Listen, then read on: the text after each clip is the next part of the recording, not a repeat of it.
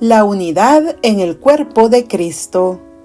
La Iglesia es un cuerpo constituido por muchos miembros, llamados de entre todas las naciones, razas, lenguas y pueblos.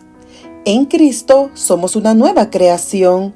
Las diferencias de raza, cultura, educación y nacionalidad, y las diferencias entre encumbrados y humildes, ricos y pobres, hombres y mujeres, no deben causar división entre nosotros. Todos somos iguales en Cristo, quien por un mismo espíritu nos unió en comunión con Él y los unos con los otros. Debemos servir y ser servidos sin parcialidad ni reservas. Por medio de la revelación de Jesucristo en las Escrituras, participamos de la misma fe y la misma esperanza, y damos a todos un mismo testimonio. Esta unidad tiene sus orígenes en la unicidad del Dios triuno, que nos adoptó como hijos suyos. Salmo 133:1 dice: Mirad cuán bueno y cuán delicioso es habitar los hermanos juntos en armonía. Mateo 28:19 y 20 dicen: Por tanto, id y haced discípulos a todas las naciones, bautizándolos en el nombre del Padre, y del Hijo, y del Espíritu Santo, enseñándoles que guarden todas las cosas que os he mandado. Y he aquí, yo estoy con vosotros todos los días hasta el fin del mundo. Amén. Juan 17:20 al 23 dicen: Mas no ruego solamente por estos, sino también por los que han de creer en mí por la palabra de ellos, para que todos sean uno, como tú, oh Padre, en mí, y yo en ti, que también ellos sean uno en nosotros, para que el mundo crea que tú me enviaste. La gloria que me diste, yo les he dado, para que sean uno, así como nosotros somos uno. Yo en ellos y tú en mí, para que sean perfectos en unidad, para que el mundo conozca que tú me enviaste, y que los has amado a ellos como también a mí me has amado. Hechos 17, versículos 26 y 27 dicen: Y de una sangre ha hecho todo el linaje de los hombres, para que habiten sobre toda la faz de la tierra, y les ha prefijado el orden de los tiempos y los límites de su habitación, para que busquen a Dios, y si en alguna manera, palpando, puedan hallarle, aunque ciertamente no está lejos de cada uno de nosotros. Romanos capítulo 12, versículos 4 y 5 dicen: Porque de la manera que en un cuerpo tenemos muchos miembros, pero no todos los miembros tienen la misma función, así nosotros, siendo muchos, somos un cuerpo en Cristo, y todos miembros los unos de los otros. Primera de Corintios 11, del 12 al 14 dicen: Porque así como la mujer procede del varón, también el varón nace de la mujer, pero todo procede de Dios. Juzgad vosotros mismos. ¿Es propio que la mujer ore a Dios sin cubrirse la cabeza?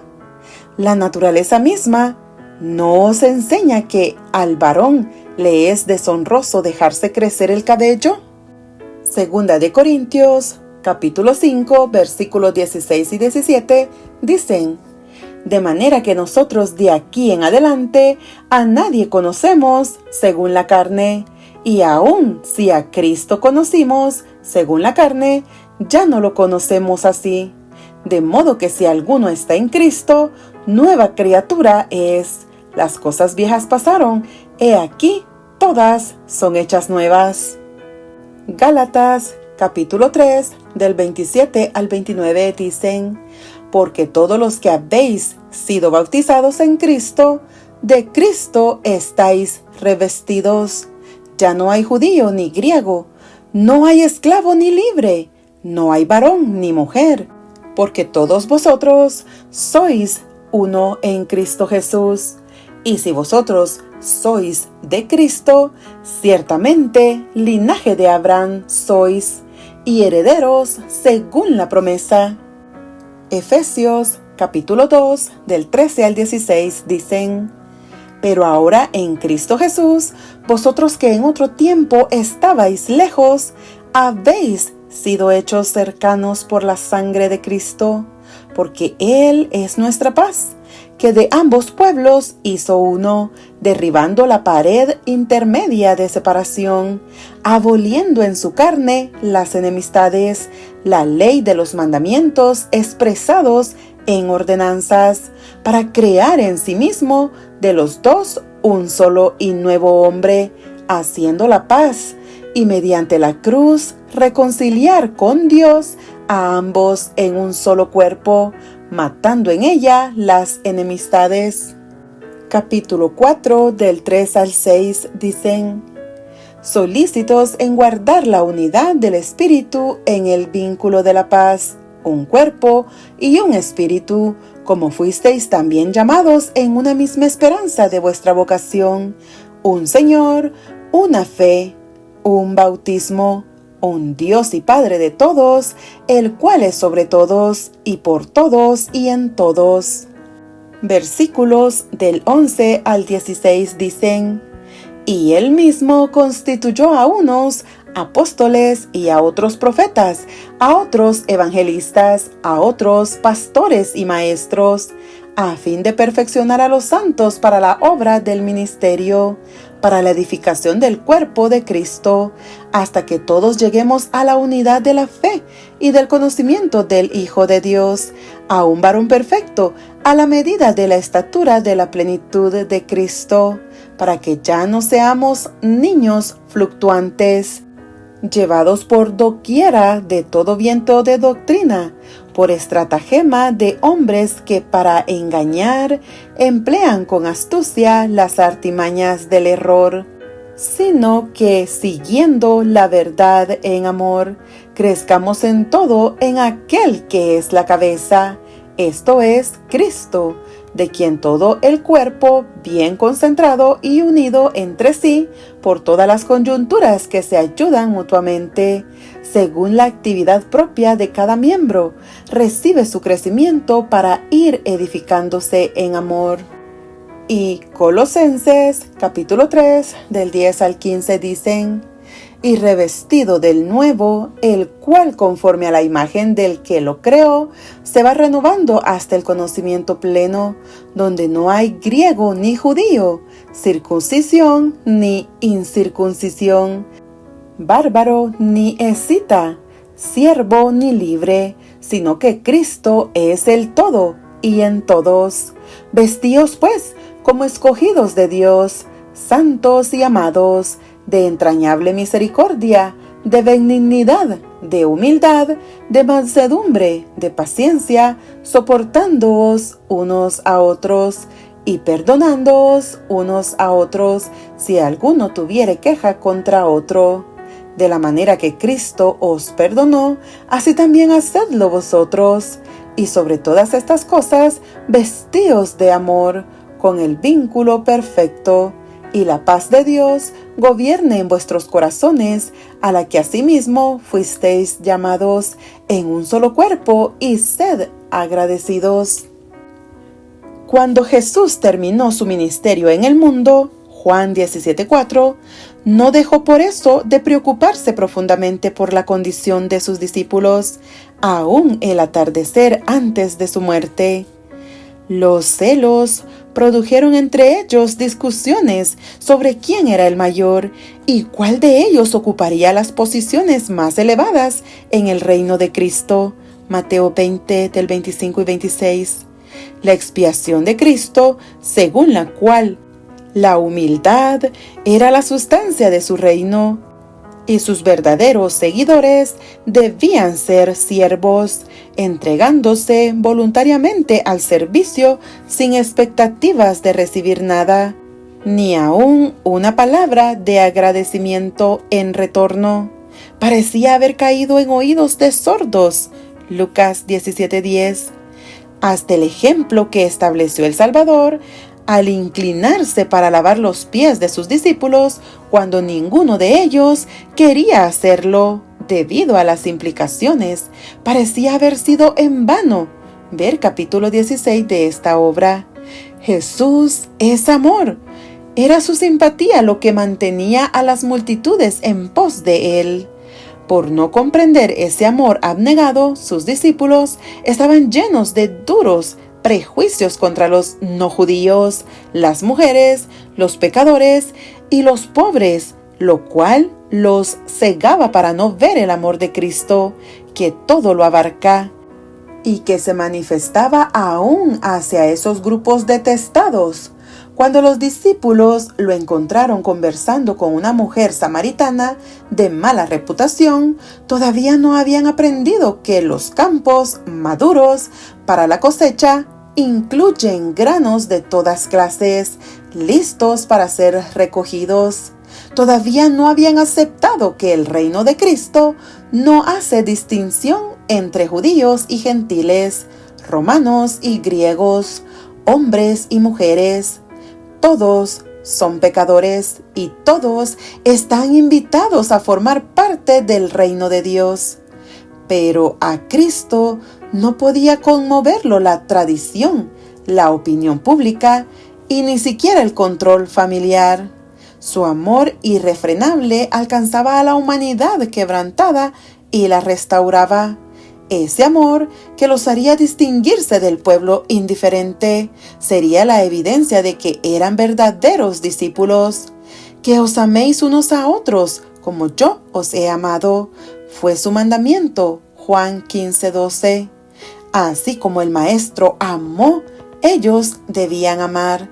Desde entonces y por siempre, el mundo podría distinguir a los cristianos no por causa de su profesión, sino por la revelación del amor de Cristo en ellos. Ver Juan 13, 34 y 35. Aún mientras el Salvador estaba en el jardín del Getsemaní, su preocupación más importante era la unidad de su iglesia.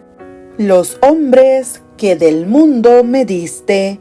Juan 17:6.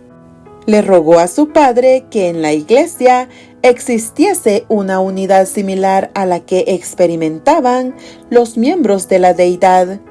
Que todos sean uno, como tú, oh Padre, en mí y yo en ti. Que también ellos sean uno en nosotros, para que el mundo crea que tú me enviaste. Juan 17:21. Esta unidad constituye la herramienta más poderosa que posee la Iglesia para testificar, por cuanto ofrece evidencias del abnegado amor que Cristo siente por la humanidad.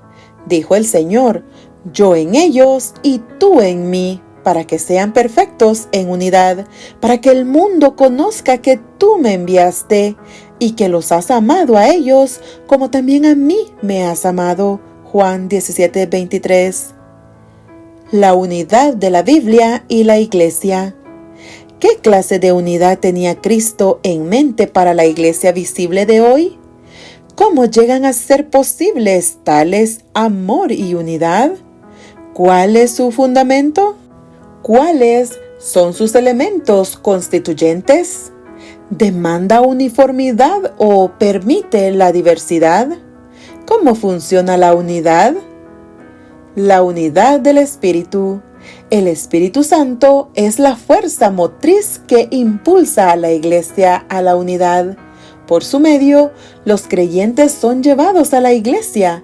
Por él, son todos bautizados en un cuerpo. 1 Corintios 12:13. Dichos miembros bautizados deben experimentar la clase de unidad que Pablo describió como la unidad del Espíritu. Efesios 4:3. El apóstol enumera los componentes básicos de la unidad del Espíritu. Hay un cuerpo y un espíritu, afirma, como fuisteis también llamados en una misma esperanza de vuestra vocación, un Señor, una fe, un bautismo, un Dios y Padre de todos, el cual es sobre todos y por todos y en todos. Efesios 4 del 4 al 6. Las 7 repeticiones de la palabra uno en este pasaje enfatizan la unidad completa que Pablo tiene en mente. El Espíritu Santo llama a individuos de toda nacionalidad y raza y los bautiza en un cuerpo, el cuerpo de Cristo, la Iglesia. A medida que crecen en Cristo, las diferentes culturas van dejando de producir divisiones. El Espíritu Santo derriba las barreras entre encumbrados y humildes, ricos y pobres, varones y mujeres. Al darse cuenta de que a la vista de Dios son todos iguales, se consideran con alta estima los unos a los otros. Esta unidad también funciona en un nivel corporativo. Significa que las iglesias locales de todo lugar son iguales, aunque algunas reciban dinero y misioneros provenientes de otros países. Dicha unión espiritual no conoce jerarquías. Tanto los nacionales como los misioneros son iguales delante de Dios. La Iglesia unida tiene una esperanza, la esperanza bienaventurada de salvación que se verá cumplida en la manifestación gloriosa de nuestro gran Dios y Salvador Jesucristo. Tito 2:13. Esta esperanza es una fuente de paz y gozo y provee un poderoso motivo para el testimonio unido. Mateo 24:14. Lleva a la transformación, porque todo aquel que tiene esta esperanza en Él se purifica a sí mismo, así como Él es puro. Primera de Juan 3:3. Por medio de una fe común, la fe personal en el sacrificio expiatorio de Jesucristo, todos llegan a ser parte del cuerpo.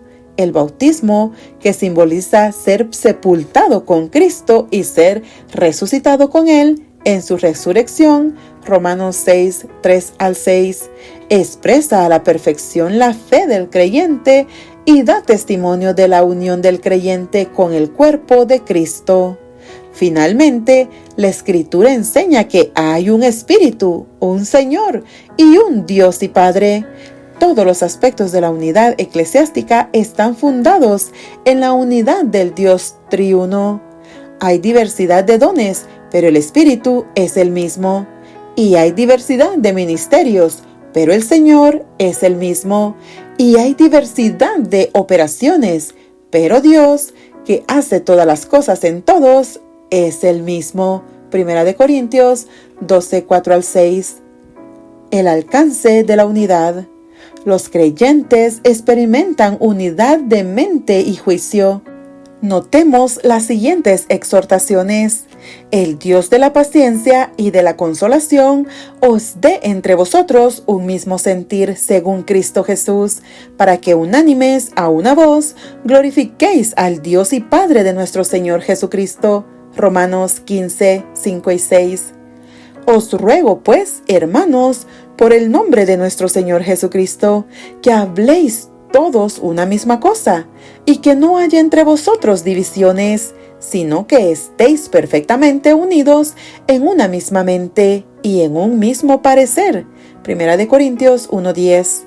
Hermanos, tened gozo, perfeccionaos, consolaos, sed de un mismo sentir, y vivid en paz. Y el Dios de paz y de amor estará con vosotros. Segunda de Corintios 13:11. En consecuencia, la Iglesia de Dios debería revelar unidad de sentimiento, pensamiento y acción. ¿Significa esto que los miembros deben tener los mismos sentimientos, pensamientos y acciones? La unidad bíblica implica uniformidad. La unidad en la diversidad. La unidad bíblica no significa uniformidad. La metáfora bíblica del cuerpo humano demuestra que la unidad de la Iglesia existe en la diversidad. El cuerpo tiene muchos órganos y todos contribuyen al funcionamiento óptimo del cuerpo. Cada uno realiza una tarea vital, pero diferente. Nadie es inútil. Este mismo principio opera en la Iglesia. Dios distribuye sus dones, repartiendo a cada uno en particular como Él quiere. Primera de Corintios 12:11. creando una diversidad saludable que beneficia a la congregación. No todos los miembros piensan de la misma manera, ni todos están capacitados para realizar la misma obra. Sin embargo, todos funcionan bajo la dirección del mismo Espíritu, fortaleciendo a la Iglesia en la medida que se le permitan sus capacidades recibidas de Dios. Para cumplir su misión, la Iglesia necesita la contribución de todos los dones. Unidos, proveen un empuje evangelizador total. El éxito de la Iglesia no depende de que cada miembro sea la misma cosa y haga lo mismo que todos los demás, más bien de que todos los miembros realicen las tareas que Dios les asigne. En la naturaleza, la vid, con sus pámpanos, provee una ilustración de unidad en la diversidad. Jesús usó la metáfora de la vid para ilustrar la unión del creyente con el Salvador. Juan 15, 1-6. Los pámpanos, es decir, los creyentes, son las extensiones de la vid verdadera, que es Cristo. A semejanza de los pámpanos y las hojas, cada cristiano individual difiere de los otros, y sin embargo existe la unidad, por cuanto todos ellos reciben su nutrición de la misma fuente, que es la vid. Los pámpanos de la vid están individualmente separados y no se absorben los unos a los otros. Sin embargo, cada pámpano estará en comunión con los otros. Si se hallan unidos al mismo tronco, todos reciben alimento de la misma fuente y asimilan las mismas propiedades vivificantes. Así pues, la unidad cristiana depende de que los miembros estén injertados en Cristo. De Él viene el poder que vitaliza la vida cristiana. Él es la fuente del talento y el poder necesarios para que la Iglesia cumpla su tarea. La vinculación con Él da forma a los gustos, los hábitos y los estilos de vida de todos los cristianos. Por medio de Él, todos los miembros están unidos unos con otros y empeñados en una misión común. Si los miembros permanecen en Él, el egoísmo se desvanece y se establece la unidad cristiana, permitiéndoles cumplir la misión que Cristo le encarga a su pueblo. De modo que, si bien hay diferentes temperamentos en la Iglesia, todos obran bajo la dirección de una cabeza. Hay numerosos dones, pero un solo espíritu. Si bien los dones difieren, hay acción armoniosa. Hay diversidad de operaciones, pero Dios, que hace todas las cosas en todos, es el mismo. 1 Corintios 12:6. La unidad de la fe. La diversidad de dones no significa diversidad de creencias. En los últimos días, la Iglesia de Dios estará compuesta por un pueblo que comparte el fundamento común del Evangelio eterno y cuyas vidas se caracterizan por la observancia de los 10 mandamientos de Dios y la fe de Jesús. Apocalipsis 14:12. Unidos, proclaman al mundo la invitación divina a la salvación. ¿Cuán importante es la unidad de la Iglesia? La unidad es esencial para la Iglesia. Nuestro Señor quiso que su Iglesia reflejase al mundo la plenitud y suficiencia que hallamos en Él. Constantemente estamos recibiendo de la bondad de Dios y al impartir de ella hemos de representar al mundo el amor y la beneficencia de Cristo. Mientras todo el cielo está en agitación, enviando mensajeros a todas partes de la tierra para llevar adelante la obra de redención, la Iglesia del Dios viviente debe colaborar también con Cristo. Somos miembros de su cuerpo místico. Él es la cabeza que rige a todos los miembros del cuerpo. Jesús mismo, en su misericordia infinita, está obrando en los corazones humanos, efectuando transformaciones espirituales tan asombrosas que los ángeles las miran con asombro y gozo. Sin unidad, la Iglesia fracasará en el cumplimiento de su sagrada misión. La unidad hace que los esfuerzos de la Iglesia sean efectivos. En este mundo, desgarrado por la disensión y los conflictos, el amor y la unidad entre los miembros de iglesia de diferentes personalidades, temperamentos y disposiciones testifica a favor del mensaje de la iglesia con mayor poder que ninguna otra cosa.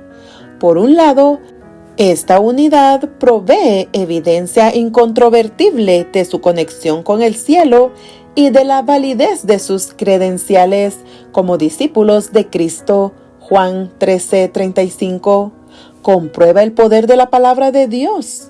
Por otro lado, los conflictos y la falta de unidad entre los profesos cristianos han producido desánimo en los no creyentes y han levantado lo que probablemente sea el mayor obstáculo a su aceptación de la fe cristiana. La verdadera unidad entre los creyentes aplaca esta actitud. Cristo declaró que la unidad sería una de las principales evidencias ante el mundo de que Él es su Salvador. Juan 17:23. La unidad revela la realidad del reino de Dios. Una iglesia verdaderamente unida revela que sus miembros son serios en su expectativa de vivir juntos en el cielo. La unidad en el mundo demuestra la realidad del reino eterno de Dios.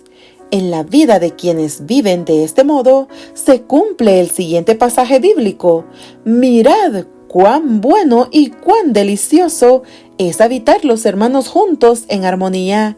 Salmo 133:1. La unidad muestra la fortaleza de la iglesia. La unidad produce fortaleza y la desunión debilidad. Una iglesia es verdaderamente próspera y fuerte cuando sus miembros están unidos con Cristo y los unos con los otros, trabajando en armonía por la salvación del mundo. Únicamente entonces llegan a ser, en el verdadero sentido del término, colaboradores de Dios. Primera de Corintios 3:9. La unidad cristiana constituye un desafío para nuestro mundo cada vez más falto de unidad, desgarrado por el egoísmo y el orgullo. La iglesia unificada exhibe la respuesta que necesita una sociedad dividida por culturas, razas, casta, sexos y nacionalidades. Una iglesia unificada resistirá los ataques satánicos. De hecho, los poderes de las tinieblas son impotentes contra la iglesia cuyos miembros se aman unos a otros como Cristo los ha amado a ellos. El hermoso y positivo efecto que tiene una iglesia unida puede compararse con la actuación de una orquesta. En los momentos anteriores a la aparición del director, cuando los músicos están ocupados en afinar sus instrumentos, se escucha una disonancia. Cuando el director aparece, el ruido caótico se detiene y todos los ojos se dirigen a él. Cada miembro de la orquesta se sienta en su lugar, listo para actuar a una señal de quien dirige. Al seguir sus indicaciones, la orquesta produce música bella y armoniosa. La unidad en el cuerpo de Cristo significa fundir el instrumento de mi vida en la gran orquesta de los llamados, bajo la batuta del divino director. A una señal suya y siguiendo la partitura original de la creación, tenemos el privilegio de interpretar para beneficio de la humanidad la sinfonía del amor de Dios. El logro de la unidad. Para que la iglesia experimente unidad, los creyentes deben cooperar con la deidad para lograrla. ¿Cuál es la fuente de unidad y cómo es posible obtenerla? ¿Qué papel les toca desempeñar a los creyentes? La fuente de unidad. La Escritura señala que la unidad halla sus fuentes en 1. El poder preservador del Padre, Juan 17:11. 2. En la gloria del Padre que Cristo les impartió a sus seguidores, Juan 17:22. Y 3. En la morada interior de Cristo en los creyentes, Juan 17:23.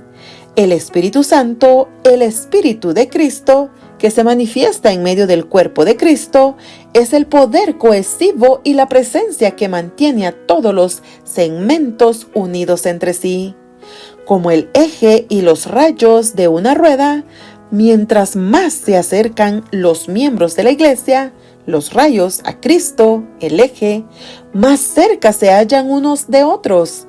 El secreto de la verdadera unidad en la Iglesia y en la familia no estriba en la diplomacia, ni en la administración, ni en un esfuerzo sobrehumano para vencer las dificultades, aunque habrá que hacer mucho de esto, sino en la unión con Cristo. El Espíritu Santo como unificador. En su carácter de Espíritu de Cristo y el Espíritu de verdad, el Espíritu Santo produce unidad. 1. El foco de la unidad. Cuando el Espíritu entra en los creyentes, hace que trasciendan los prejuicios humanos basados en la cultura, la raza, el sexo, el color, la nacionalidad y la posición social. Ver Gálatas 3, 26 al 28. El Espíritu logra esto al traer la presencia de Cristo al corazón. Todo aquel que lo reciba pondrá su atención en Jesús y no en sí mismo. Su unión con Cristo establece el vínculo de unidad entre los creyentes, que es el fruto del Espíritu que mora en el interior.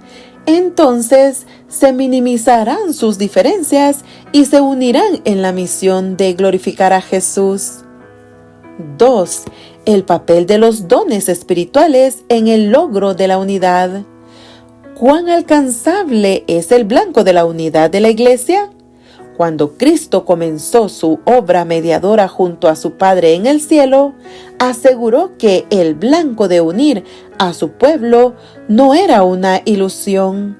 A través del Espíritu Santo, impartió dones especiales específicamente destinados a establecer la unidad de la fe entre los creyentes. Al analizar esos dones, Pablo dijo que Cristo mismo constituyó a unos apóstoles, a otros profetas, a otros evangelistas, a otros pastores y maestros, a fin de perfeccionar a los santos para la obra del ministerio, para la edificación del cuerpo de Cristo, hasta que todos lleguemos a la unidad de la fe y del conocimiento del Hijo de Dios, a un varón perfecto, a la medida de la estatura de la plenitud de Cristo. Efesios 4, 11 al 13. Estos dones especialísimos están designados para desarrollar la unidad del Espíritu hasta que llegue a ser la unidad de la fe. Efesios 4, 3 y 13. De modo que los creyentes lleguen a ser maduros y firmes y dejen de ser niños fluctuantes, llevados por doquiera de todo viento de doctrina, por estratagema de hombres para engañar, emplean con astucia las artimañas del error. Efesios 4:14. Ver el capítulo 17 de esta obra. Gracias a estos dones, los creyentes proclaman la verdad en amor y crecen en Cristo, la cabeza de la Iglesia, desarrollando una unidad dinámica de amor.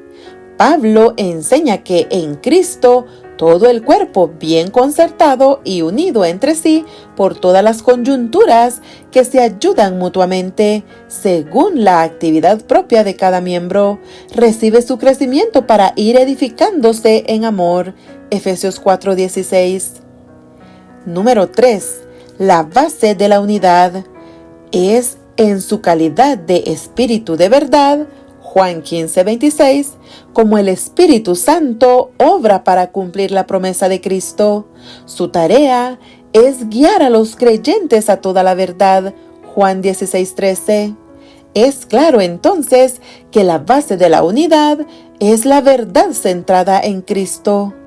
La misión del Espíritu es guiar a los creyentes a la verdad, tal como es en Jesús. Dicho estudio tiene un efecto unificador. Sin embargo, el mero estudio no es suficiente para producir la verdadera unión. Esta se produce únicamente al creer, vivir y predicar la verdad como es en Jesús. La comunión, los dones espirituales y el amor son muy importantes, pero su plenitud viene únicamente con la presencia de aquel que dijo: Yo soy el camino y la verdad y la vida. Juan 14:6. Cristo oró: santifícalos en tu verdad. Tu palabra es verdad. Juan 17:17. Con el fin de experimentar la unidad, los creyentes entonces deben recibir la luz tal como brilla en la palabra. Cuando esta verdad, tal como es en Jesús, mora en el corazón, lo refina, lo eleva y purifica la vida, eliminando todo prejuicio y toda causa de aflicción. El creyente puede crecer en Cristo, su cabeza viviente. No es tarea de un momento, sino de toda una vida. Creciendo diariamente en la vida divina, no alcanzará la completa estatura de un hombre perfecto en Cristo hasta que cese su tiempo de prueba. El crecimiento es una tarea continua. Los hombres con pasiones encendidas están constantemente en conflicto consigo mismo, pero cuanto más dura sea la batalla, tanto más gloriosas serán la victoria y la recompensa eterna. El nuevo mandamiento de Cristo. Tal como sucedió con el hombre, la iglesia fue hecha a la imagen de Dios. Tal como cada uno de los miembros de la deidad ama a los otros, así también los miembros de la iglesia se amarán entre sí. Cristo ha mandado a los creyentes que demuestren su amor a Dios al amar a los demás como a sí mismos. Mateo 22:39. El mismo Señor Jesús proveyó la máxima aplicación del principio del amor en el Calvario. Precisamente antes de su muerte, extendió su mandato anterior, dándoles a sus discípulos un nuevo mandamiento: que os améis unos a otros como yo os he amado. Juan 15:12, comparar con capítulo 13, versículo 34. En otras palabras, yo les pido a ustedes que no hagan valer sus derechos, que no se empeñen en recibir lo que les corresponde, porque si no llevarán el caso a los tribunales. Les pido que entreguen sus espaldas al látigo, que vuelvan la otra mejilla, que soporten las acusaciones falsas, los insultos y las burlas, y que se entreguen para ser maltratados, quebrados, clavados a una cruz y enterrados. Si eso es lo que se necesita para amar a otros, en eso consiste amar a otros como yo los amo a ustedes. 1. La imposibilidad posible. ¿Cómo podemos amar así como Cristo amó? Es imposible. Cristo pide lo imposible, pero Él puede lograr lo imposible. Su sorpresa es: y yo, si fuere levantado de la tierra, a todos atraeré a mí mismo. Juan 12:32. La unidad en el cuerpo de Cristo tiene aspectos de encarnación. La unidad de los creyentes con Cristo por medio de la palabra que se hizo carne. También tiene aspectos de relación. La unidad de los creyentes por medio de sus raíces comunes en la vid. Y finalmente está arraigada en la cruz, el amor del Calvario que nace en los creyentes. Amar como Cristo amó significa manifestar abnegación en todo tiempo y en todo lugar, mediante palabras bondadosas y miradas agradables. Esto no les cuesta nada a aquellos que lo hacen, pero dejan tras sí una fragancia que envuelve el alma. Su efecto nunca puede ser estimado. No solo es una bendición para el que las recibe, sino también para el dador, porque reaccionan sobre él.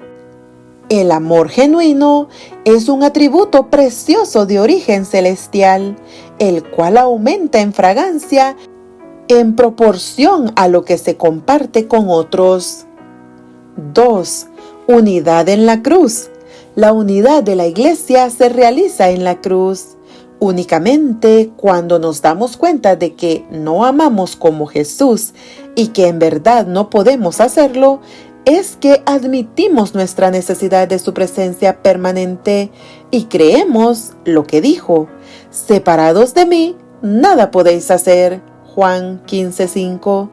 En la cruz nos damos cuenta de que Cristo no murió exclusivamente por nosotros, sino por todos los habitantes del mundo. Esto significa que ama a todas las nacionalidades, razas, colores y clases. A todos los ama igualmente, no importa cuáles sean sus diferencias. Por esto, la unidad está arraigada en Dios. La visión estrecha del ser humano tiende a separar a las personas. La cruz disipa la ceguera humana y coloca el precio divino en los seres humanos. Muestra que ninguno carece de valor. Todos son amados. Si Cristo los ama, nosotros también debemos hacerlo. Cuando Cristo predijo que su crucifixión atraería a todos a Él, quería decir que el poder magnético de atracción de Él mismo, el mayor de todos los sufrientes, era lo que produciría unidad en su cuerpo, la Iglesia. El vasto abismo que separa al cielo de nosotros, el cual Cristo cruzó, hace que sea insignificante la pequeña distancia que significa cruzar una calle o una ciudad para alcanzar a nuestro prójimo. El Calvario significa sobrellevad los unos las cargas de los otros. Gálatas 6:2. Cristo llevó la carga completa de la humanidad, que oprimió su vida hasta la muerte, a fin de que pudiera concedernos vida a nosotros y libertarnos para que nos pudiésemos ayudar mutuamente. Pasos hacia la unidad. La unidad no sucede automáticamente. Los creyentes deben dar ciertos pasos para obtenerla. 1. Unidad en el hogar. Un ambiente ideal para ensayar la unidad de la Iglesia lo provee el hogar. Ver el capítulo 23 de esta obra. Si en el hogar aprendemos a ejercer dirección sabia, bondad, gentileza, paciencia y amor, con la cruz en su centro, entonces podremos aprender la aplicación de esos principios en la Iglesia. 2. Procúrese la unidad. Nunca lograremos obtener la unidad a menos que trabajemos concienzudamente para lograrla. Y nunca podremos sentirnos complacidos y considerar que ya la hemos logrado. Debemos orar cada día por la unidad y cultivarla cuidadosamente. Necesitamos minimizar las diferencias y evitar las discusiones acerca de puntos no esenciales. En vez de enfocar nuestra atención en lo que nos divide, deberíamos hablar acerca de las numerosas y preciosas verdades que nos unen. Hablemos de la unidad y oremos para que la oración de Cristo sea cumplida. Al hacer eso, podemos desarrollar la unidad y armonía que Dios desea que tengamos. 3. Trabajemos unidos hacia un blanco común. La Iglesia no experimentará la unidad hasta que, actuando como un solo hombre, se empeñe en la proclamación del Evangelio de Jesucristo. Dicha misión provee una preparación ideal para aprender la armonía. Debemos enseñar a los creyentes que son todos partes individuales de la gran familia de Dios y que la felicidad del conjunto depende del bienestar de cada creyente. En su ministerio, Cristo unió la restauración del alma con la restauración del cuerpo. Cuando envió a sus discípulos en su misión, insistió en un énfasis similar: la predicación y la sanidad. Lucas 9:2 y capítulo 10:9.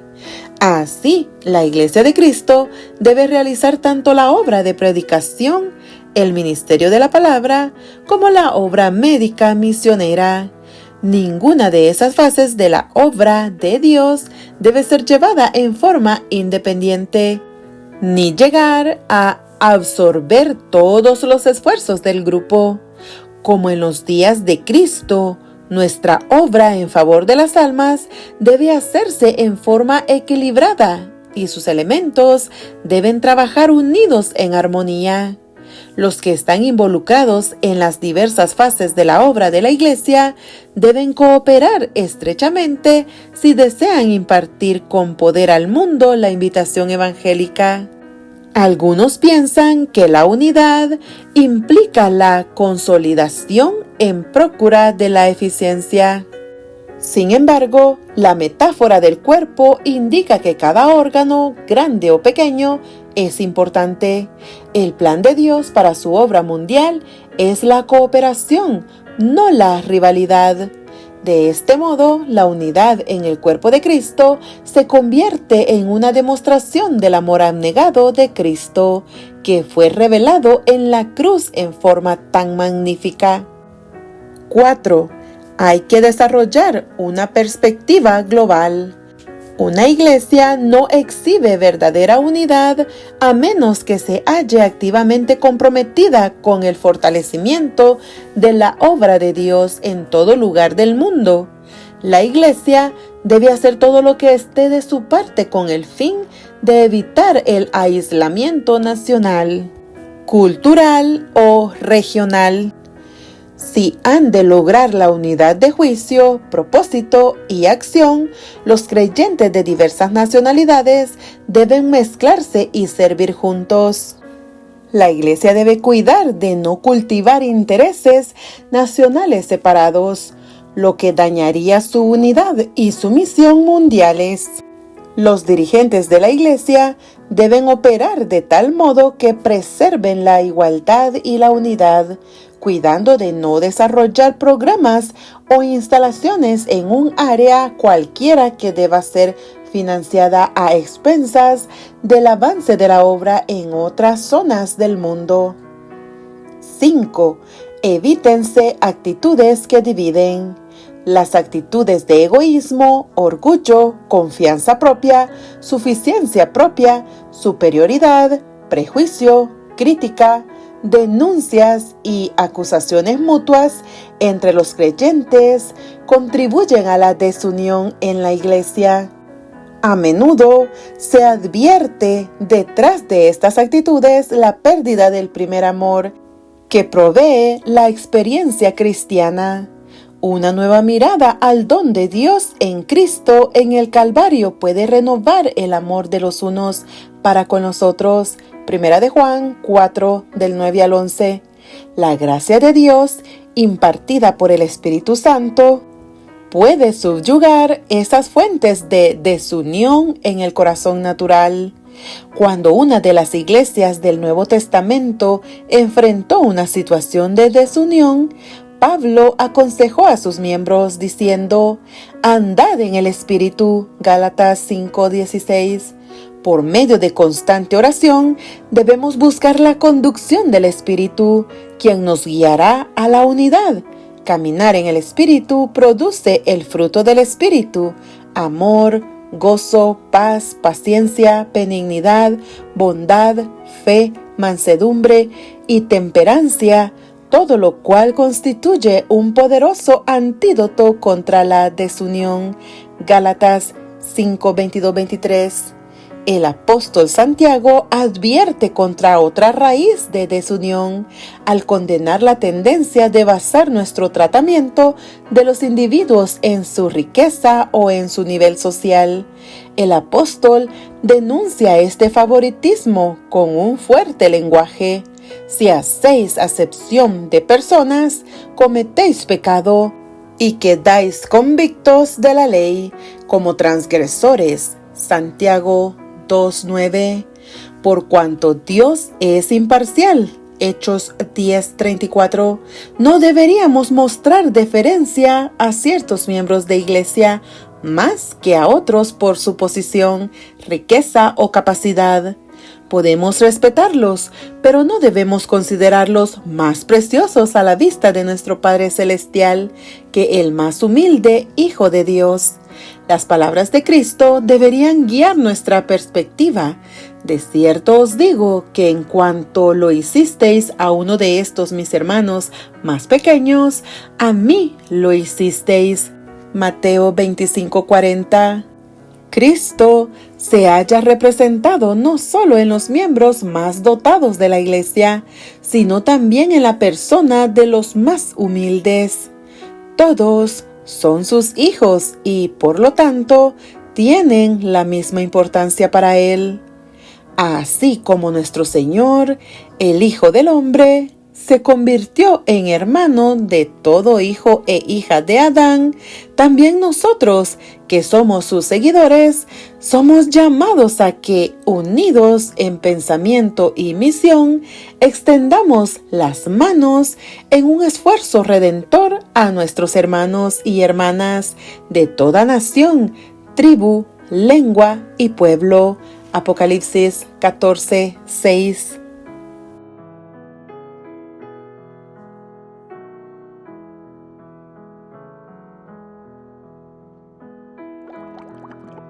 Dale like y suscríbete. Que Dios te bendiga.